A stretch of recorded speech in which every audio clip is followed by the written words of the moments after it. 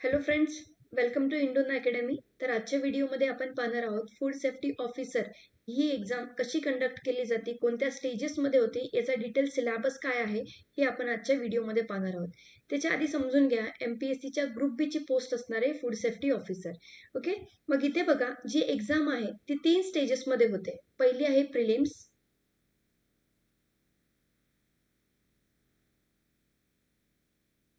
Prelims, men's आणि मग नंतर असतो इंटरव्ह्यू.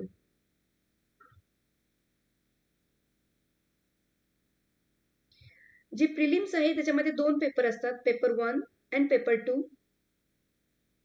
दोन्ही पेपर्स 200 मार्क्सचे असतात. पेपर 1 मध्ये असणार आहे GSचा सिलेबस. ओके, ज्याच्यामध्ये तुम्ही स्टडी करता जे काही पॉलिटी आहे, जिओग्राफी आहे, हिस्ट्री आहे. ओके, हा सगळा स्टडी असणार आहे पेपर 1 मध्ये. पेपर 2 आहे CSAT. मेन्स मध्ये पण 2 पेपर असणार, पेपर 1 अँड पेपर 2. दोन्ही पण पेपर्स 200 मार्क्सचे असणार आहेत. इंटरव्ह्यू असणार आहे 50 मार्क्सचा.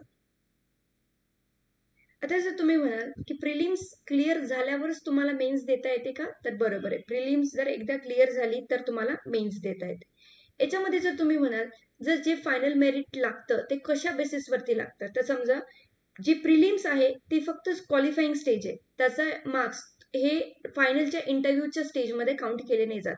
प्रिलिम्स एकदा क्लिअर झाली तुमची, मेन्समध्ये या दोन्हींची म्हणजे 400 marks plus 50 marks, that is 450 मार्क्समध्ये तुमचं मेरिट लागणार आहे. ओके, तर तुम्ही आताच्या व्हिडिओमध्ये बघणार आहेत सिलेबस काय आहे मेन्सचा, पेपर 1चा आणि पेपर 2चा. ओके, ते चला बघूया.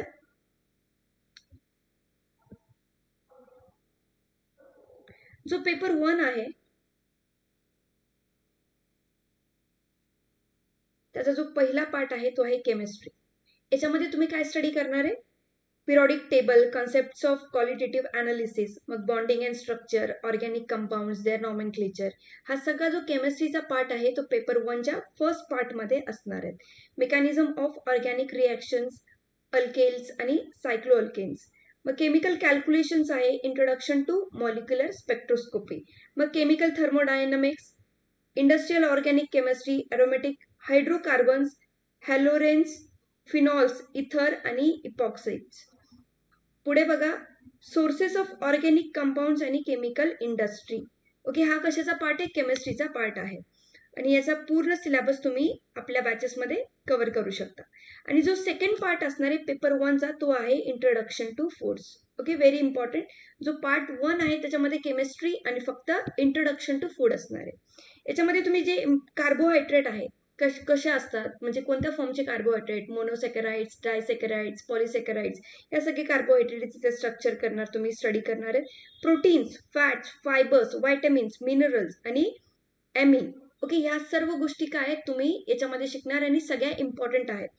त्याच्यानंतर आहे effect of food processing on food nutrition, म्हणजे फूड प्रोसेसिंगच्या प्रोसेसमुळे फूडच्या न्यूट्रिएंटच्या क्वांटिटीमध्ये, क्वालिटीमध्ये काही फरक पडतो का हे तुम्ही याच्यामध्ये बघणार. तर basics of food safety, food सेफ्टीचे बेसिक्स. त्यानंतर फूड कंटॅमिनंट्स, वेगवेगळे कंटॅमिनंट्स कोणते आहेत. ओके, ते कोणत्या क्वांटिटीमध्ये प्रेझेंट असले तर हार्मफुल असू शकतात, कोणत्या फूड्समध्ये कोणते कंटॅमिनंट्स असू शकतात. Microbial, chemical, physical. ठीक आहे. Than food adulteration, common adulterants, simple test of detection of adulteration. फक्त अडल्ट्रेशन समजून नाही चालणार किंवा ते शिकून नाही चालणार. त्यासाठी तुम्हाला ज्या बेसिक टेस्ट आहेत, सिंपल टेस्ट आहेत, कोणत्या परफॉर्म केले जातात त्या फूड्सवरती, हे पण तुम्हाला इथे बघायचंय. त्यानंतर आहे food additives, classification, functional role आणि सेफ्टी इश्यूज. त्यानंतर फूड पॅकेजिंग आणि labelling of foods.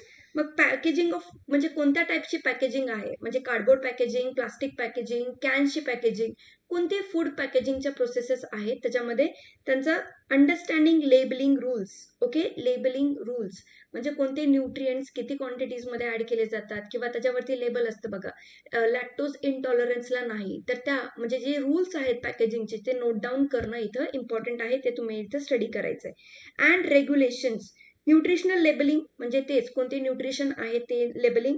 Labelling requirements for pre package foods as per Codex. Codex असे रूल्स असतात जे सेट करतात पॅकेजिंग ऑफ फूडसाठी किंवा exchange of foods between one country to the another. त्याच्यासाठी ज्या प्रकारचं पॅकेजिंग पाहिजे, त्याच्यावरती लेबलिंग पाहिजे, हे तुम्हाला कोडेक्स स्टँडर्ड्समध्ये किंवा एलिमेंटेरियसमध्ये बघायचं आहे. जो पेपर 2 असणार आहे त्याचा फर्स्ट पार्ट बघा काय असेल, introduction of food processing and technology. या सगळ्या गोष्टी तुम्हाला पेपर 2च्या फर्स्ट पार्टमध्ये बघायचे.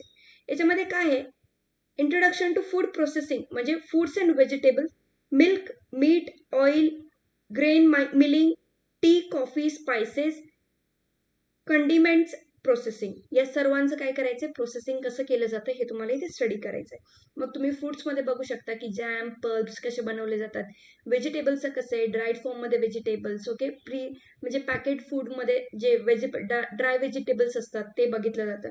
मग सेम मीटमध्ये पण तुम्हाला स्टडी करायचं की कोणती मीटची प्रोसेसिंग असते त्याच्यामध्ये. मग फूड प्रोसेसिंग टेक्निक्स, कोणत्या प्रोसेसेस यूज केल्या जातात, आता तर कोणत्या मेथड्स यूज केल्या जात्या म्हणजे त्या फ्रूटला, व्हेजिटेबल्सला कोणत्या यांनी प्रोसेस करू शकतात. आता फूड प्रोसेसिंगच्या टेक्निक्स कोणत्या आहेत ते तुम्हाला इथे स्टडी करायचं. Minimal processing techniques, photochemical processing, pulse electric field आणि हर्डल टेक्नॉलॉजी, हे तुम्हाला इथे बघायचं आहे. The food prevention techniques, food preservation techniques, that is pickling, drying, smoking, curing, canning, bottling, gelling, modified atmosphere आणि pasteurization. तुम्हाला नावावरून कळत असेल पिकलिंग मध्ये काय केलं जातं, एक्सेस ऑफ सॉल्ट ऍड, म्हणजे ही प्रिझर्वेशन टेक्निक आहे जी आधीपासून चालत आली आहे. ड्राईंग म्हणजे कोणत्या फूडला तुम्ही ड्राय करू शकता, जसं की फिशेसला ड्राय केलं जाऊ शकतं. स्मोकिंग, जे मीट्स असतात त्यांना स्मोक केले जातात, काही फिश असतात ज्यांना स्मोक केलं जातं. क्युरिंग आहे, कॅनिंग आहे, कॅन्समध्ये ॲज इट इज ते स्टोअर केले जातात. मग बॉटलिंग, जेलिंगमध्ये मोस्टली फ्रूटचा केली जाणार. तर तुम्हाला हे स्टडी करायचं आहे इन डिटेल. ओके, नाव जो पार्ट 2 असणार आहे त्याच्यामध्ये तुम्ही कोडेक्स अलिमेंटेरस कमिशन बद्दल स्टडी करणार आहे. त्याचं इंट्रोडक्शन आहे, standards, Codex of practices, guidelines and recommendation, applying Codex standards, Codex India, मग काय rules of Codex contact point, CCP म्हणतात याला, okay, CCP, national Codex contact point, NCCP, okay, आणि मग core functions of NCCP, okay, NCCP बद्दल तुम्हाला याचे function study करायचे. National Codex committee of India, TOR, that is terms of reference, functions, shadow committees, okay, यांचे rules आहेत ते तुम्हाला इथं स्टडी करायचे. हे बघितलं तुम्ही कोडेक्स अलिमेंटेरस कमिशन बद्दल. पुढच्या याच्यामध्ये तुम्ही बघताय पार्ट 3 मध्ये emerging issues in food processing. कोणते इमर्जिंग इश्यूज आहेत, ऑर्गॅनिक फूड बद्दल, ऑर्गॅनिक फार्मिंग जसं असतं जसं की ऑर्गॅनिक फूड बद्दल पण ज्या रायझिंग इश्यूज आहेत ते स्टडी करायचे. आयडेंटिफाईंग ऑर्गॅनिक कंपाऊंड, त्यांचे advantages, organic certification process, okay, इथे पण वेगवेगळ्या प्रोसेसेस आहे. जर तुम्हाला बाहेरच्या कंट्रीजमध्ये जर हे करायचं असेल म्हणजे डिस्ट्रीब्यूट करायचे असेल तुमचे ऑर्गॅनिक प्रोडक्ट्स, त्यांच्यासाठी कोणतं सर्टिफिकेशन आहे. डोमेस्टिक लेवलपर्यंत जर तुम्ही ऑर्गॅनिक प्रोडक्शन हे करत असाल आणि तुमचे प्रोडक्ट्स विकत असाल तर त्याच्यासाठी वेगळं सर्टिफिकेशन लागतं. ओके, त्यानंतर आहे ऑर्गॅनिक फूड लेबलिंग, कोणत्या टाईपचं लेबलिंग पाहिजे, त्याचे वेगवेगळे स्टँडर्ड्स काय आहेत, सर्टिफिकेशन काय आहेत, मार्क्स कोणते आहेत, हे तुम्हाला याच्यामध्ये स्टडी करायचं आहे. Good manufacturing practices, why are good manufacturing food produced. मग त्यानंतर आहे main issues of concern for human health, how are GM food regulated internationally, regulations in India. Now, role of World Health Organization to improve evaluation of GM crop. इथे good manufacturing नाही, हे काय आहे, genetically modified.